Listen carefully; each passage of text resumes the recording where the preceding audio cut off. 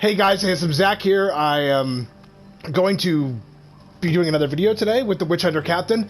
And I wanted to save him for last because he's the one who excites me the most as far as the characters go and doing a video goes. So I might run a little bit over on the breakdown, and this might end up being a two-parter like the Pyromancer I just previously did, because there's a lot of ways to dress this character up, so to speak. He's like Spider-Pig. He's got so many looks. So we're going to crack right into the Witch Hunter Captain, and let's see if, after talking about Witch Hunter Captain, if you guys feel the way I do, that he might actually be one of the strongest classes, if not the strongest, in the game as far as the team-based aspect goes. So we're going to start over here with what's in the kit on the right side of the screen, guys. We have Witch Hunt. Tagged enemies take an additional 20% damage, does not stack with similar effects. And I believe what this means is it doesn't stack with your shrapnel that you would usually run on a trinket to increase damage by 20% for 10 seconds on a monster or a boss or a patrol. But either way, there are multiple types of enemies that can be tagged. There's elites, there's sack rats, there's specials, monsters, lords, and if everyone can tag and everyone can tag, it's a free move. Everyone can just do. Then you're putting 20% damage down across the board to these enemies, and if there's 4 people playing, that's huge. If everyone's staying tagging. We're going to be jumping down to Animosity. Victor pushes back nearby enemies. This is his career skill, sorry. And boosts nearby allies' critical hit chance by 25% for 6 seconds. Now, this probably falls a little bit weaker than the Mercenary Shout, but it's also a little bit more offensive. You can use this to get an ally up in a rough situation by holding the revive button up and hitting your ultimate and pushing enemies back to give you some space and give them some space as they get up. You can use this to crowd control like what's sort of like difficult enemies, like enemies you don't want anywhere near you. And of course, you're going to be increasing your allies' damage per second for 6 seconds, and that's huge. It's going to activate everyone's swift slaying. Just give me a break. It's just more damage for everybody. Perks: Eternal Guard, no light attack block cost from frontal attacks.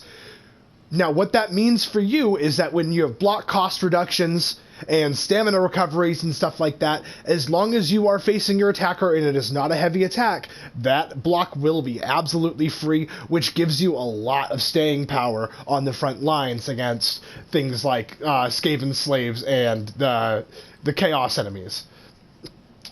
Second perk is Killing Shot. Critical hit headshots instantly slay man-sized enemies. Ooh, this is so good. So good. I mean, you can one-shot berserkers with this ability, and it is absolutely insane. When it procs, it feels good. It gives you a very dualisty feel that works really well with some of Saltspire's weapons. Now, going into level 5 abilities, we've got Hunter's Ardor, and that's melee critical strikes and headshots restore 2 temporary health. Critical headshots restore twice as much. If you are really good at landing consistent headshots, and I would probably say it's probably a little bit easier for you PC guys with your keyboard and mouse. I know we have aim assist here on the PlayStation and Xbox. I personally don't run it because I don't like the way it interacts with how many enemies we have in the game. But it usually puts the target toward the chest, from what I understand, so it'd probably be a little easier just to work your way up and get those headshots in. We're going to go into... So yeah, if you're good at that, that's a pretty good source of temp HP, but Walking Judgment is cleave on temp HP, damaging multiple enemies, and that is really strong too with most of Victor's weapons. Disciplinarian, alright, jumping into level 10, Riposte. Blocking just as an enemy attack is about to hit causes your next melee attack within 2 seconds to be a guaranteed critical hit. In my opinion, guys, this is garbage. Just a one man's opinion. It doesn't apply to every single situation that we need it to. It's just this one little tiny situation. I think it could probably use a small tweak to make it a little better for everybody and have it become a thing that people use more. But on the flip side of that is if you are good at parrying, then you can guarantee that critical headshot, then you killed your enemy in a one-on-one. Nice and easy. Now we're going to move over to Death Knell. Increase headshot bonus damage by 50%. Woof. That is big, and it applies to things like your ranged weapons as well. And you can actually run a really awesome Death Knell build, especially with the Rapier and the Falchion, and probably even the Axon Falchion, because they have such high headshot damage anyway. And I believe the Bill Hook. The Bill Hook has a finesse multiplier for headshots. It's just not quite as headshot-y as something like the Rapier is. But we're going to move over to the golden boy of level 10, and that is, my friends, Flens. And I'm going to show you a little bit about Flens because sometimes people sleep on it a little bit. I'm going to show you real quick because it's probably one of the most potent abilities in the game right now. So here we have one swing on an enemy, 525 damage right there on that tick. So we can stack this multiple times and dramatically increase where our DPS is. It works on armored enemies. And when you tag, the damage goes up. So this is a great way to spread lots of damage around with that bleed. Now we're going to jump over to level 15. I don't usually talk about these, but I'm going to say this. Assassin is the king of the level 15 abilities. And that is deal 20% more damage to staggered enemies. Whoop, whoop, whoop. Each hit against a staggered enemy adds another count of stagger. Okay? Now, adding another count of stagger means the stagger levels, which I might discuss in another video, but if you know what I'm saying, follow with me, and if you don't, then I suggest you maybe Google stagger levels in Vermintide 2, and you'll probably find a lot more knowledgeable people out there and a great community who's willing to show you what they have. And then headshots and criticals hits against instead inflict a 40% damage bonus, as do strikes against enemies afflicted by more than one stagger effect, which basically means any enemy that you hit that's been staggered is going to take way more damage. It is insane.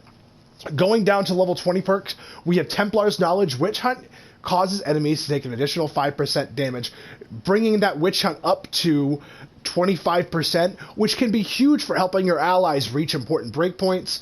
But I think Witch Hunt at base 20 is pretty good too.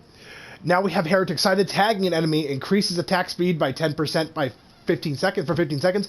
You know, I hadn't really played with it, and to be frank, I don't really see a whole lot of utility in a 10% attack speed for 15 seconds for tagging an enemy, when this next perk we're going to be talking about is much stronger in my mind, and that's Witch Hunt. Oh, sorry, it's Wild Fervor. Witch Hunt grants 5% increased critical hit chance to the entire party for 5 seconds when taggable enemies die. And guess what? This is a horde-based killing game. Tagged enemies must die, plain and simple, unless you're dying. So you are going to be able to buff the party up, and there are some characters who thrive, who just go ham on a 5% critical hit increase, 5% chance, a 5% increased chance to critical hit, blah, like someone like a Grail Knight on your team. Okay, we're gonna jump down to and then everyone who's running Scrounger, like your what's the word I'm looking for here? Your Swiftbow Carillions and stuff like that. Down here at level 25, we have all good abilities here. All of these are really good, and it's always hard to choose, but they all apply. Charmed Life increases the dodge range by 20%. That's fantastic if you're using a weapon that doesn't have great dodge, like, for instance, Victor's Greatsword. And great for weapons that have great dodge. So that applies to anything, and that's not a bad choice. I prefer to run Castaway. Pushing an enemy increases stamina regen by 40%. For 2 seconds, and a big part of that's because I usually end up running the kill hook, as I call it, or the rapier with the Witch Hunter Captain, and I find that when you're pushing with the rapier, you only use half of a stamina bar. So if I'm in a really, really rough situation and I'm surrounded, I'll push for half stamina bar to get that 40% increase in stamina regen. Going on to next, we have Always Prepared. If your team doesn't really have a designated special killer, and you might have to pick up the slack, Always Prepared is probably a pretty good pick. And I would say that we talked about black market supplies with the Mercenary and how it wasn't always a great pick. But with the Witch Hunter Captain, I would say you're probably going to get a more return on that. If you're running your crossbow, you can run Death Knell, but maybe Flens too, and get those headshots for way more damage. You can even one-shot Chaos Warriors on a really good hit, a critical hit probably. But there you have it. We're going to go down into level 30. I Shall Judge You All applies Witch Hunts to enemies hit by animosity. Now, the reason I don't run this, and I suspect that it's actually not a bad pick, but I don't know if increasing the damage that these enemies take by 20% is going to be worth it for 6 seconds right away when everyone's already critting. And with that being said, too, it's hard to keep track when you're in the fray of which enemies have it, which enemies don't, which ones were at the edge of it. It's a lot to keep track of, probably not for me. Fervency. Animosity grants Victor guaranteed melee critical strikes for the duration. This is especially potent. This is a great choice. 6 seconds of nothing but critical hits can shred high priority targets. And also still give you that great knockback. So you can knock them back and then use that opening and just tear them to shreds. But I'm going to go on to Unending Hunt, which I think has the most utility out of all of the level 30 abilities, and that's hitting 10 or more enemies with animosity refunds, 40% cooldown. Hot damn. Now, cooldowns work in a way where if you take damage, deal damage, they accelerate. The cooldowns accelerate. They go up faster. So if you are hitting 10 or more enemies with animosity, which isn't very hard in a horde-based game, then you're getting your 40% cooldown back, and you're dealing more damage, getting your animosity back faster.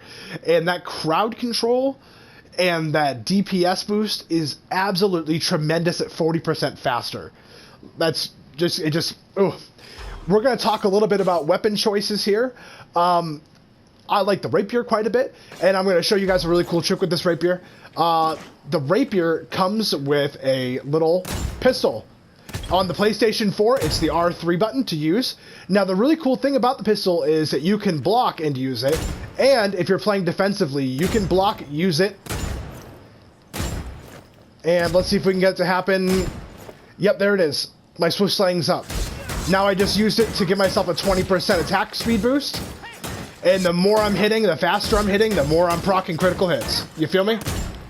Nice and easy. And then I would also recommend the Kill Hook. The Kill Hook also has an R3 ability that can lock an enemy in place for the price of your stamina, but it'll also apply Flens. Now, you can use this to lock down problem enemies like your Berserkers, Chaos Warriors, Specials. Hell, you can hook a Hook Rat, and it is the most satisfying thing on the planet to me.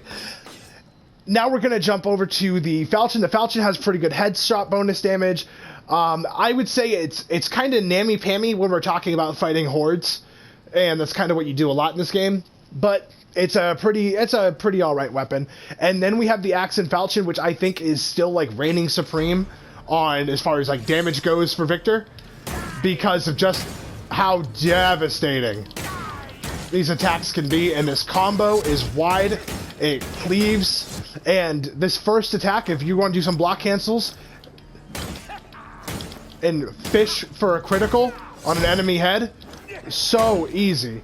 So straight across. It's probably one of the few attacks in the game that goes exactly or just a little bit below where you're going to tell it to go.